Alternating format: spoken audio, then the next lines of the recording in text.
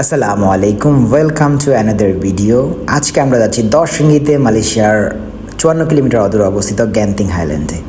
কুয়ালালামপুরে যে কোনো জায়গা থেকে সরাসরি কেল সেন্টারে চলে আসবেন। এখান থেকে আপনার গ্যান্তিং আওয়ানা স্টেশনে সরাসরি বাস আছে মাত্র 10 রিঙ্গিতে।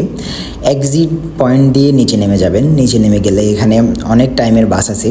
বাসগুলো হচ্ছে সকাল 5টা-6টা থেকে শুরু হয়, বিকেল 5টা পর্যন্ত। আপনি চাইলে আগে ইজি বুক এবং রেড বাস দিয়ে বুক করে আসতে পারবেন যদি আপনি টাইম শিওর হন, আর না হলে হচ্ছে এখানে এসেও বুক দিতে পারবেন কাউন্টার থেকে। এখানে কাউন্টার আছে, ফিজিক্যালি আপনি টিকিট কাটতে পারবেন, কিন্তু আগ থেকে বুক দেওয়া ভালো, কারণ অনেক সময় ফুললি বুক হয়ে থাকে সবগুলা বাস।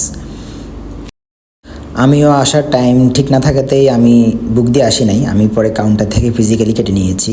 এজন্য আমাকে 1 ঘন্টা ওয়েট করতে হয়েছে পরবর্তী বাসের জন্য। আপনারা টাইম শিওর থাকলে অবশ্যই আগে কেটে আসবেন, এটা সবচেয়ে ভালো।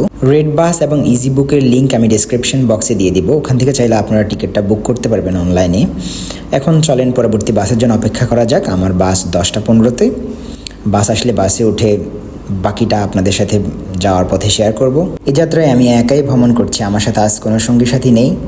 একা একা আজকে এক্সপ্লোর করব এবং আপনাদের সাথে শেয়ার করব। এটা হচ্ছে গ্যান্তিং হাইল্যান্ড যাওয়ার পথের রাস্তার পাশের দৃশ্য। উঁচু নিচু পাহাড়ি রাস্তা, পাশেই আপনার বড় বড় পাহাড়। 1 থেকে 1.5 ঘন্টা সময় নেবে আপনার গ্যান্তিং আওয়ানা স্টেশন পর্যন্ত। গ্যান্তিং আওয়ানা স্টেশনে নামার পর আপনি এসকেলেটর দিয়ে উপরে উঠে যাবেন। উপরে ওঠার পর আরও 2বার উপরে উঠবেন এসকেলেটর দিয়ে। ওঠার পর দেখবেন আপনি কিওস্ক সার্ভিস আছে আপনার পাশেই। কিওস্ক সার্ভিস থেকে আপনি আপনার ডেবিট এবং ক্রেডিট কার্ড ব্যবহার করে এই টিকিটের বুথগুলো থেকে টিকিট কিনতে পারবেন। পাশাপাশি কাউন্টার থেকে ক্যাশ রিঙ্গিত দিয়ে টিকিট কিনতে পারবেন, কিন্তু কিছু স্পেশাল আওয়ার, কিছু সময়ের জন্য হচ্ছে এগুলো বন্ধ থাকে কাউন্টারগুলো। ওনারা তখন প্রেফার করে আপনাকে যে কার্ড দিয়ে টিকিট কেনার জন্য। এক্ষেত্রে কার্ড ইউজ করা এটাই বেটার আমার মনে হচ্ছে। এই যে আমার হাতে এখন কিউআর কোড আছে, এটা আমি হচ্ছে এখানে দিয়ে স্ক্যান করব। স্ক্যান করলে হচ্ছে দরজাটা খুলে যাবে। এটা ছিল আমার ক্যাবল কারের প্রথম জার্নি।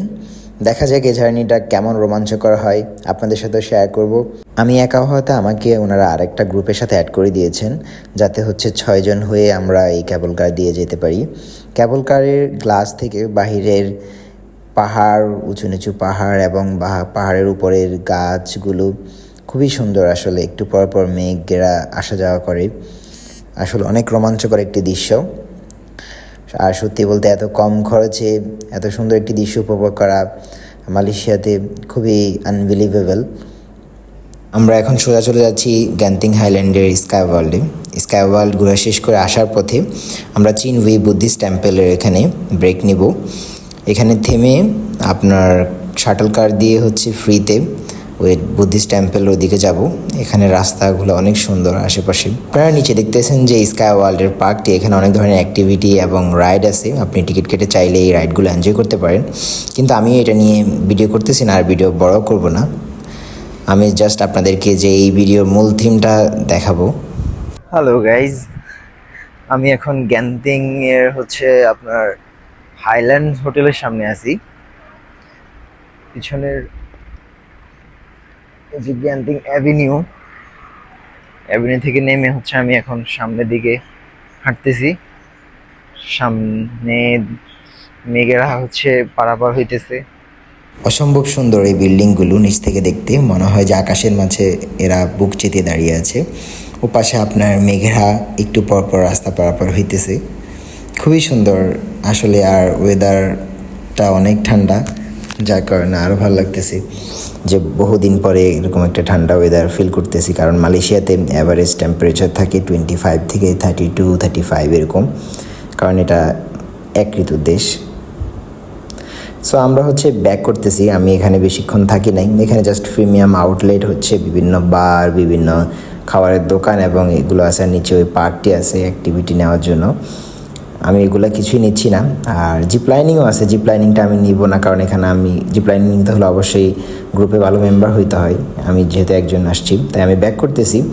ব্যাক করে আমরা এখন এই যে চিনমি স্টেশন এখানে ব্রেক নিলাম। জাস্ট আপনি সেম টিকিট দিয়ে ফ্রিতে এখানে ব্রেক নিতে পারবেন। নিয়ে তারপর হচ্ছে কারে করে আপনি বুদ্ধিস্ট টেম্পলের দিকে যাইতে পারবেন। বুদ্ধিস্ট টেম্পলে গিয়ে আপনি ওখানে দেখে টেকে চলে আসতে পারবেন। এটা দিয়ে এটা হচ্ছে আপনাকে নিয়ে যাবে এবং নিয়ে আসবে। তখন আপনি যেটা ইনস্ট্যান্ট পাবেন আর কি। এটা হচ্ছে যাওয়া আসা করতে থাকে 2-3টা গাড়ি। এই যে ওদের টেম্পলটা আমি হচ্ছে অত বেশি ঘুরি নাই, কারণ যেহেতু এটা আমার ধর্মীয় উপাসনার না, আমি এটাতে কোনো রকমই বিশ্বাস করি না। আমি হচ্ছে জাস্ট আশপাশ থেকে একটু ঘুরে আপনাদেরকে দেখাচ্ছি, কারণ এটা পাহাড়ে অনেক উপরে, তাই হচ্ছে এখান থেকে পাহাড়টা অনেক সুন্দর দেখা যাচ্ছে।